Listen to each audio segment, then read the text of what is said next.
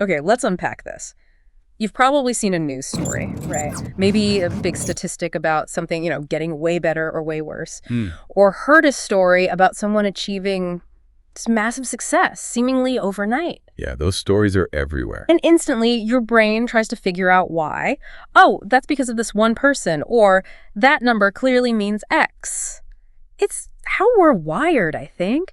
We look for simple explanations, often focusing on individuals. And it's incredibly tempting to do that, isn't it? But what if the real reasons are much bigger? Maybe even hidden in plain sight. What if the story isn't just about the individual or that single number you saw, but about the systems, the cultures, the opportunities, or even just the specific situation people find themselves in? Exactly. This deep dive is all about pulling back that curtain. We're going to look at how we study the world around us, how those statistics you see everywhere might actually be confusing things rather than clarifying them, and how incredibly powerful, sometimes invisible forces like immediate situations and entire societal systems shape everything from personal success to why good people might sometimes do really troubling things. We've got some fantastic source material to guide us today. Insights from thinkers like Joel Best, who really makes you rethink statistics. He does. Malcolm Gladwell, who challenges that whole idea of the self-made person. Yeah, that's a big one. And Philip Zimbardo, whose work reveals the, frankly, stunning power of the immediate environment. Think of this as a kind of sociological toolkit for your brain. It's a shortcut maybe to understanding the why behind headlines and human behavior. Helping you become a more critical, more informed observer of the world. Yeah, without getting totally bogged down in academic definitions. Ready to dive in? Let's do it. Okay, let's unpack this by starting with something we see absolutely everywhere. Numbers, statistics. They're presented as facts, right? And we tend to trust them. We do. But Joel Best makes a really compelling case that statistics, while, essential, can actually confuse public issues if we're not careful. He highlights how numbers, even if collected with good intentions, can be misinterpreted or, used selectively. A classic example he uses is the panic around missing children back in the 1980s. Oh, I remember that. It felt huge. Huge. Initial claims were astronomical, nearly 2 million missing children a year, 50,000 supposedly kidnapped by strangers. It fueled immense fear. It felt like an epidemic. Right.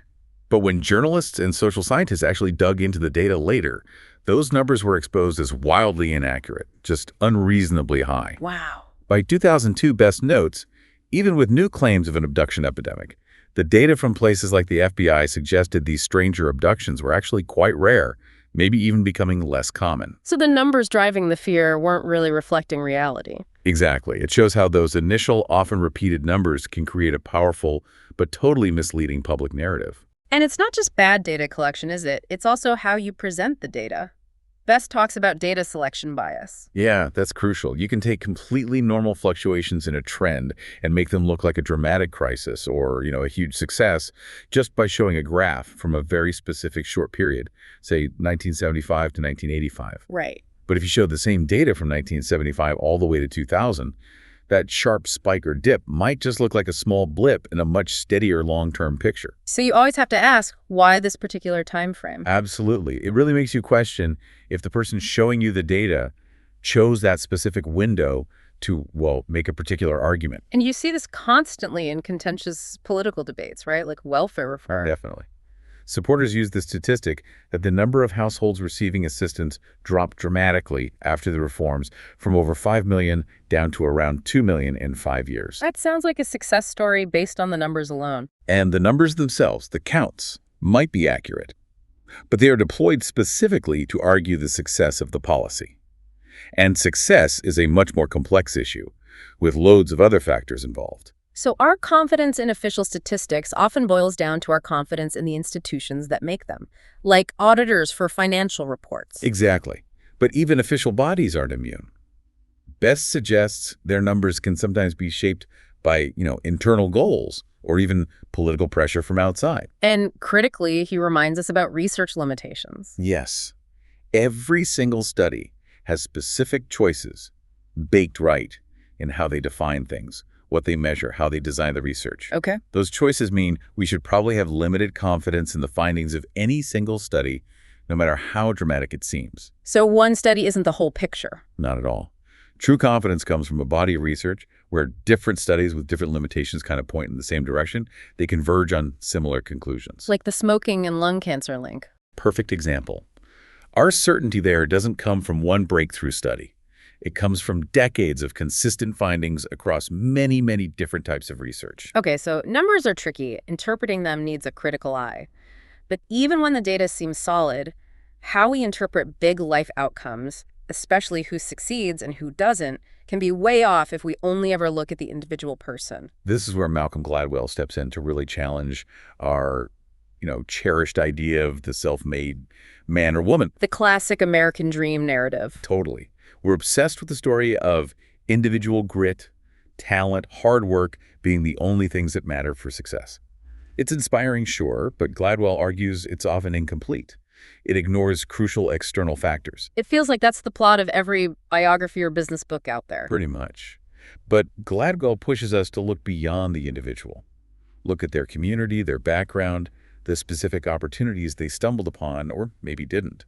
The Roseto effect is a perfect illustration. Roseto, Pennsylvania. Right. Yeah, researchers found this small Italian-American town had remarkably low rates of heart disease compared to similar nearby towns. Really striking difference. So they looked at the usual stuff, diet, smoking. They checked all the usual individual suspects: diet, smoking, exercise, even genetics. Nothing explained it. So what was the secret sauce then, if it wasn't individual behavior? It was the town itself. The social structure was incredibly close-knit. You had multi-generational homes all over, people constantly visiting neighbors, strong church involvement, active community groups, and this deliberate effort to sort of downplay wealth, keep everyone feeling equal. The community created this protective social shield, something individual health habits alone just couldn't explain. Wow, that completely changes the narrative from just eat right and exercise to the community you live in can literally impact your heart health. It's a profound shift. That really flips the script on blaming individuals. And Gladwell uses that lens to look at success stories too, right? Absolutely. He contrasts the idea of people like, say, Jeb Bush calling themselves self-made, despite coming from one of the most famous and privileged political families in the country. Right, that always raises eyebrows. With the reality that success is often built on accumulated advantages and inheritances, and not just financial ones, but social capital, connections, upbringing. He mentions the Terman study. Yeah, the famous Terman study of high IQ children. The key finding wasn't just that they were smart. It was that the kids from wealthier families were significantly more likely to achieve conventional success later in life. So IQ wasn't enough on its own? Not by a long shot. Sociologists like Annette Lareau also show how things like what your parents do for a living, your family's social class, profoundly shape a child's opportunities and development from a very young age. It's about pathways being opened or closed early on. It's about opportunity structures, isn't it? The systems we create, sometimes without even meaning to, put people on uneven playing fields. Exactly. The hockey example is classic Gladwell. Oh, yeah, the birth dates. Right. In leagues where the age cutoff is January 1st, kids born in January, February, or March are competing against kids who might be almost a full year younger. That's a big difference when you're like 8. Huge. That slight physical maturity edge means they're often identified earlier as talented. They get into the elite leagues, they receive better coaching, they get way more practice time. So the advantage just snowballs. It compounds over time. They become outliers, not just because they're inherently gifted, but because the system of organizing youth hockey provides them with this built-in advantage. And think about the talent that gets wasted. Absolutely. Gladwell shows a roster for a top Czech Republic soccer team where almost no players were born in the second half of the year. A whole pool of potential talent just missed simply because of a birth date and a system cutoff. And it's not just sports. It's being in the right place at the right time, having access to incredibly rare opportunities. Totally. Bill Joy, a co-founder of Sun Microsystems, was lucky enough to be at the University of Michigan in 1971 when they had one of the few truly cutting-edge time-sharing computer systems in the world. Gave him thousands of hours of practice nobody else had. Exactly. And Bill Gates, his private school, Lakeside Academy, was wealthy enough that the Mothers Club bought a computer terminal way back in 1968. That gave him crucial early access to programming that was almost unheard of then. These weren't just random lucky breaks. No, they were specific opportunities embedded within specific systems at key historical moments. The stories of Jewish lawyers like Joe Flom or Mort Janklow in mid-century New York, or the Borganics family hitting the garment trade in the late 1800s at just the right time. It's similar. How so? Demographic shifts and, frankly, prejudices in the existing elite law firms or industries created specific openings for outsiders at a particular historical moment. Their success was tied to leveraging those unique opportunities that simply didn't exist before or haven't really existed since in the same way. Okay, so statistics need careful reading. Success isn't just about individual effort. It's deeply rooted in social structures, opportunities, timing. Right. Taking that even further, our background, our culture, also shapes our behavior in ways we might not even realize. Oh, absolutely. Cultural legacies can persist for generations and really influence how people react to specific situations. The Harlan County example, studied by Nisbet and Cohen, is fascinating. The feuds in Appalachia? Kind of. They looked at patterns of violence and found this strong culture of honor tracing back to the region's settlement by herders from the British Isles, where reputation was everything. So personal disputes over perceived slights to one's honor were far more common triggers for violence than, say, property crimes.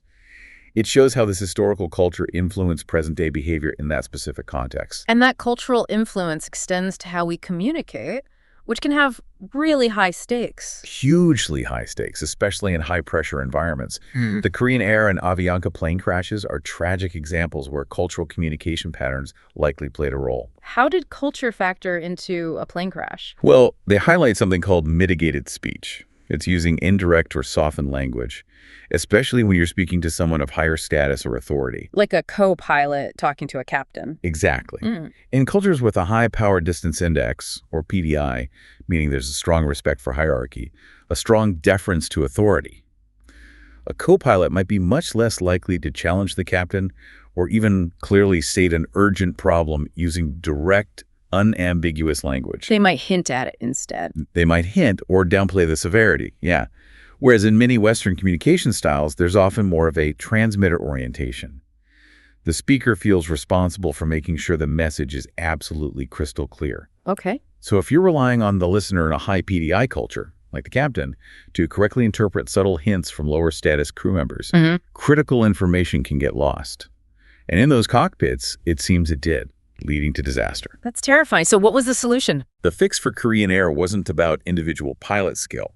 It involved fundamentally changing the system and the cultural practice within the cockpit. They mandated English communication, which tends to be more direct, and adopted Western-style crew resource management training. So they changed the cultural rules of engagement. Precisely.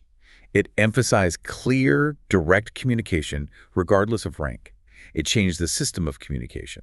You can even see cultural differences in approaches to things like work, right? Right. The comparison Gladwell makes between, say, intensive skill-focused rice farming in Asia versus more mechanized Western agriculture might influence cultural ideas about persistence and effort, the Asian persistence idea. And educational environments like the KPP academies are specifically designed to build structure and counteract disparities, like the summer slide. Where kids lose ground over the summer. Yeah, especially students from lower income backgrounds tend to lose academic ground over the long summer break, partly due to a lack of structured learning environments compared to their wealthier peers. KPP tries to bridge that gap with structure. And that Jamaican example you mentioned earlier ties into this too. Yeah, the historical context again. In Jamaica, Gladwell argues, the white colonial elite were often focused on plantations or eventually returning to England, leaving professions like law and medicine more open. Okay. This created an opportunity structure that allowed the colored population, the mixed race group, to move into those professions and become a powerful cultural elite, dominating those fields and running the schools. An outcome shaped entirely by a specific historical, cultural, and class dynamic. Okay, so we've got statistics needing careful interpretation, success having these hidden social and systemic roots, culture shaping our behavior in powerful ways. But maybe the most surprising force shaping us, according to Philip Zimbardo, is simply the immediate situation we find ourselves in. Yes, Zimbardo's core argument is pretty stark. He believes powerful situational forces can overwhelm individual personality traits, our values, our morals, and push ordinary people to do things they might never have thought themselves capable of for good or often for ill. And his most famous and definitely most controversial study illustrating this is the Stanford Prism experiment. The SPE. The SPE, right, where ordinary, psychologically healthy college students were randomly assigned roles, either prisoners or guards, in a simulated prison environment set up in the basement of the psychology department. Just randomly assigned. Completely random. And the key concept Zimbardo highlights is situational dominance. The sheer power of the environment, the setting, and the roles assigned quickly began to dictate behavior, often overriding individual dispositions. Zimbardo talks about people knowing better, but doing worse. And a big part of that mechanism was de-individuation, right? Losing your sense of self. Exactly. The guards wore identical khaki uniforms, reflective sunglasses that hid their eyes, carried billy clubs.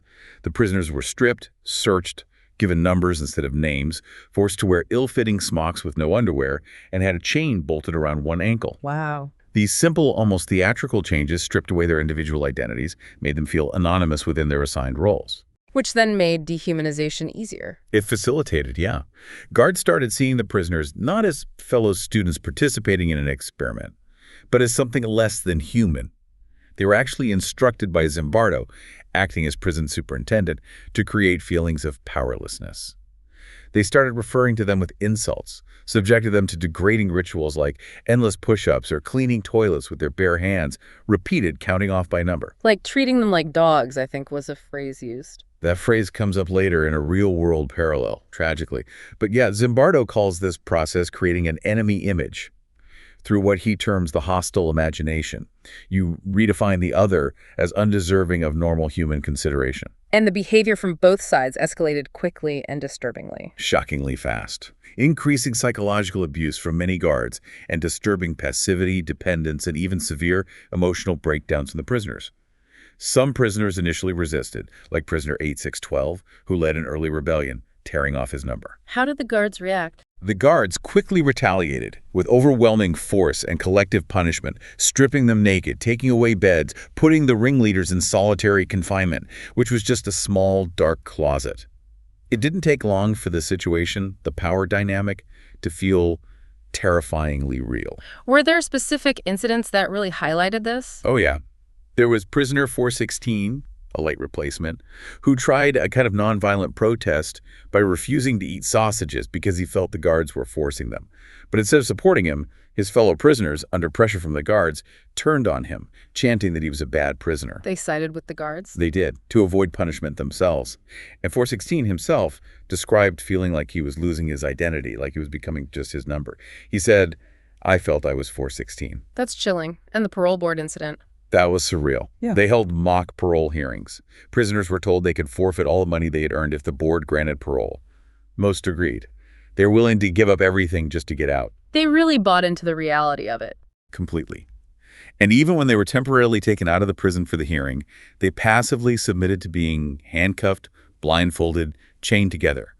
The roles, the situation, had just totally taken over their sense of reality. But not all the guards were the same, were they? No. And that's important. Zimbardo notes there was variation.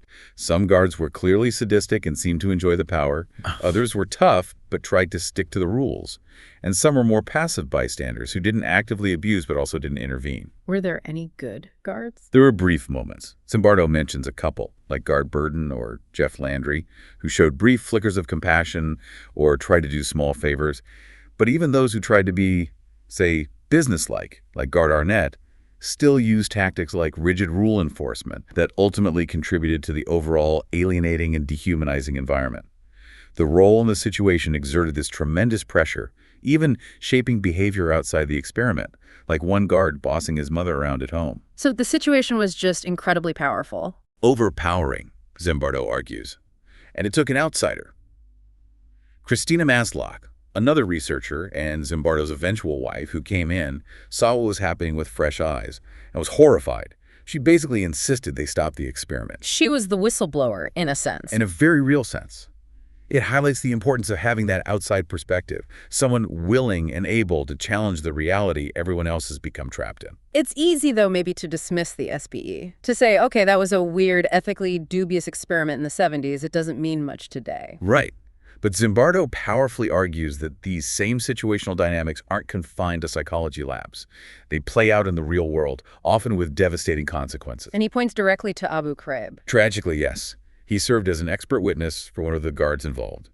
He presents the horrific abuses at Abu Ghraib prison in Iraq as a real-world, large-scale parallel to the SPE. Arguing it wasn't just a few bad apples. Exactly. He argues, based on official reports, investigations, and testimony, that the horrific acts there weren't simply the work of a few inherently sadistic individuals, but were heavily influenced, maybe even caused, by the systemic and situational factors within that specific prison environment at that specific time. Factors like what?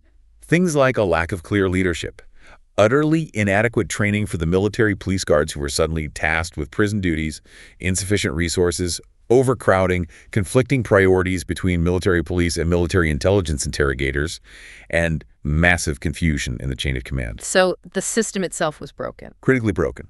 And then you have specific orders or attitudes filtering down. Brigadier General Janis Karpinski, who was nominally in charge of the prisons, testified that a superior officer, General Miller, told her explicitly to treat prisoners like dogs to soften them up for interrogation. Chillingly similar to the SPE instructions. Uncannily similar. It reinforces Zimbardo's point that the system, the rules, the leadership, the resources, the pressures, and the situation it creates can foster conditions where such abuses become likely, almost predictable, regardless of the individual personalities dropped into it. This connects to Hannah Arendt's idea, right? The banality of evil. Yes. Zimbardo explicitly references Arendt. Her concept of the banality of evil, developed from observing Adolf Eichmann's trial, suggests that terrible, monstrous acts can be carried out not necessarily by monsters, but by ordinary people who are simply functioning within a bureaucratic system, diligently following orders, ticking boxes, without fully confronting the moral horror of their actions. I think Eichmann claimed he was just organizing train schedules. Precisely. Or think of Christopher Browning's study, Ordinary Men, about a German reserve police battalion, mostly middle-aged working-class men who became efficient killers during the Holocaust. They weren't necessarily rabid Nazis, but ordinary men caught in an extraordinary evil situation and system. It's a powerful, deeply unsettling idea that evil might not always be about inherent wickedness, but something that can emerge from the power of specific situations and systems. It is unsettling. But the counterpoint, and one Zimbardo also stresses, which offers some hope, is the banality of heroism. Okay, what's that? It's the idea that heroism isn't always about grand, cinematic gestures or superhuman qualities. Often it's simply the act of resisting those powerful situational and systemic pressures that most people, unfortunately, succumb to. It's the ordinary person who says no. Like the whistleblowers. Exactly like the whistleblowers. People like Specialist Joe Darby, the soldier who anonymously mailed the CD of Abu Ghraib photos out, exposing the abuse to the world. Or Ronald Rednauer, the soldier whose letters eventually brought the My Lai massacre during the Vietnam War to light. They weren't generals or famous figures? No, they were relatively low-ranking individuals who acted out of conscience, challenging the system, defying the group norms, despite immense pressure and considerable personal risk. Darby faced threats after his identity became known. So their actions show resistance is possible. Resistance is absolutely possible. Individuals can push back against overwhelming situational pressures, but Zimbardo's work and these real-world examples suggest it's rarely easy, often lonely, and doesn't always come with rewards. It takes courage. Okay, so we've taken this deep dive into the sneaky world of statistics, the hidden social roots of success, the power of culture, and the, frankly, overwhelming influence the immediate situation can have. What does this all mean for you, the listener? Well, it means you've hopefully gained a crucial sociological toolkit for making sense of the world around you. Some key takeaways, maybe? Yeah, let's synthesize. First, always approach statistics with a healthy dose of skepticism. Ask, who produced this number? Why? How was the data collected? Could it be selected or framed to make a particular point? Don't just take numbers at face value. Question them. Okay, be critical of stats. Second, look beyond the individual. When you see a story of extreme success, or, conversely, terrible failure or behavior, resist the urge to attribute it only to that person's character or effort. Remember that a person's life path, their actions, are profoundly shaped by social structures, cultural legacies, the opportunities they had or didn't have, and the systems they are embedded in. Got it. Look at the context, the system, not just the person. What's third? Third, recognize the profound power of the immediate situation. Understand that your own behavior and the behavior of others can be heavily, sometimes shockingly, influenced by the context you're in right now. Concepts like de-individuation and dehumanization aren't just abstract terms. They describe real psychological processes that can happen in groups, institutions, even online spaces, especially under pressure. Recognize situational power. And finally, understand that systems matter deeply. Whether you're looking at social inequality, business success, educational achievement, or even shocking illnesses like in prisons or war zones, often the root causes lie not just with individuals, but in the rules, the leadership, the structures, the resources, and the overall culture of the systems people operate within. A bad system can make good people do bad things or simply fail. so why is all this relevant to you listening right now? Because it helps you understand yourself, the people around you, complex social issues, and even big world events on a much deeper, more nuanced level. It can provide those aha moments by revealing the invisible forces at play that aren't immediately obvious. Right, it helps cut through the noise. Exactly. In a world drowning in information and simple, often misleading explanations, these tools help you analyze things more critically to see the bigger picture. So summing up, we've looked at how numbers can mislead us, how success often isn't just about you as an individual, how our culture and the systems we're in shape us profoundly, and how incredibly powerful the immediate situation can be. It's definitely a lot to chew on. But thinking through these lenses, the critical eye of Best on stats, the structural view of Gladwell on success, the situational focus of Zimbardo on behavior, it gives us a much richer, more complex understanding of why the world works the way it does and why people behave the way they do. So the next time you see that dramatic statistic or hear about someone who hit it big or failed spectacularly, or maybe witness behavior that seems surprising or completely inexplicable, Resist the urge to jump to the easy answer, the one focused only on the individual's personality or choices. instead ask yourself, Ask, what else is going on here? What are the hidden social forces, the opportunity structures, the cultural legacies, or the specific situational pressures at play that might not be immediately obvious? What powerful, unseen hand might be shaping the reality you're seeing? thinking this way really does change how you see the world. And maybe, just maybe, how you see your own place within it too.